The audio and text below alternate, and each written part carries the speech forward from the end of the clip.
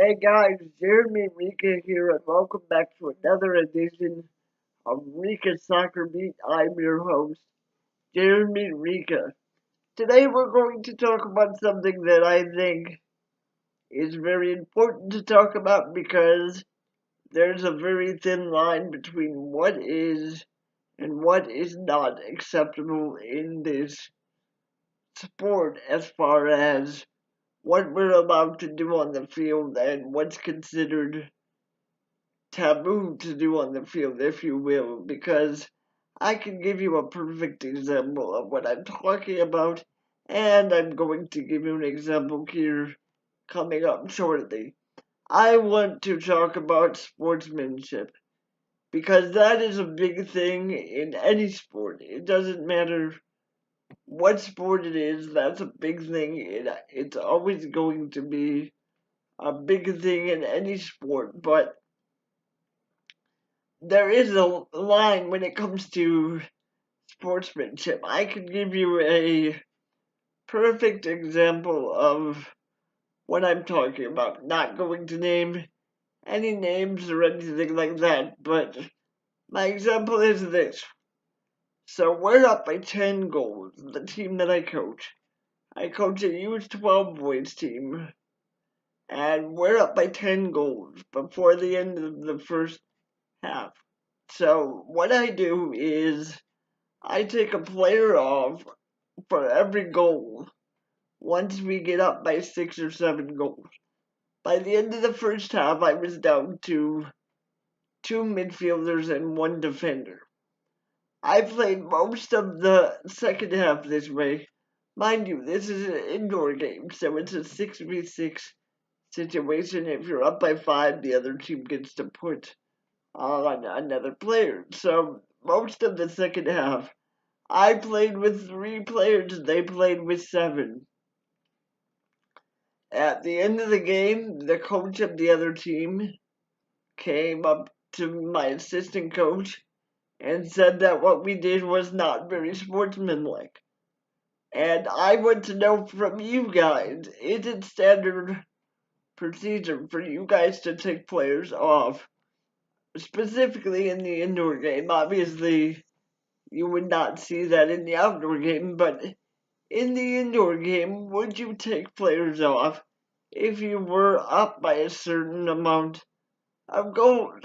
Because in my opinion, it's much more effective to take players off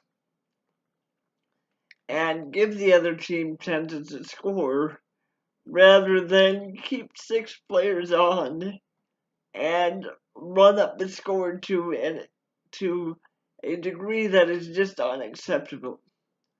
And furthermore, I look at it as a great teaching tool for my kids.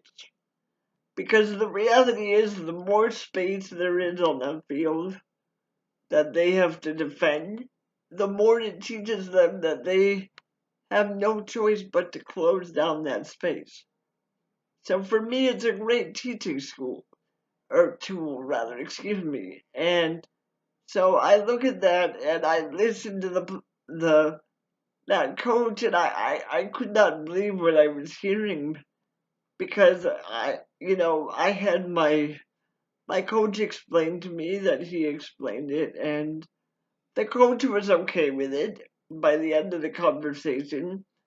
But again, it raises the question of, is taking players off of the field really considered unsportsmanlike? Because if you ask me, to me, like I said before, it's far more sportsmanlike, far more fair to say, okay, I'm going to play with 3 players and you can play with 7. As a coach of the other team, why would you even consider that as being unsportsmanlike? I literally don't understand the logic. I guess I do because maybe they thought of it as, well, I'm rubbing it in the face of the other team that we're a better team, but in reality, that was not by any stretch of the imagination what I was trying to do. So when you look at how to be sportsmanlike and still teach your kids, what do you consider to be acceptable? Do you run up the score? Do you take players off? Do you make them do a certain amount of things before they're allowed to score? What is it that you do? That's what I want to know from you guys. I know this was a shorter video, but to be honest, there's not much to draw out about this. It's a simple discussion. I don't have much more to add to it. So, hopefully you guys comment and you guys give me your feedback, because I really would like to know what you guys think. And I would love to hear what you would do in that situation. So, that is the end of this video. If you like this video, please hit that like button and hit that subscribe button. Turn on post notifications so that you know when I post my videos. Until next time, this is Jeremy Rika saying bye bye.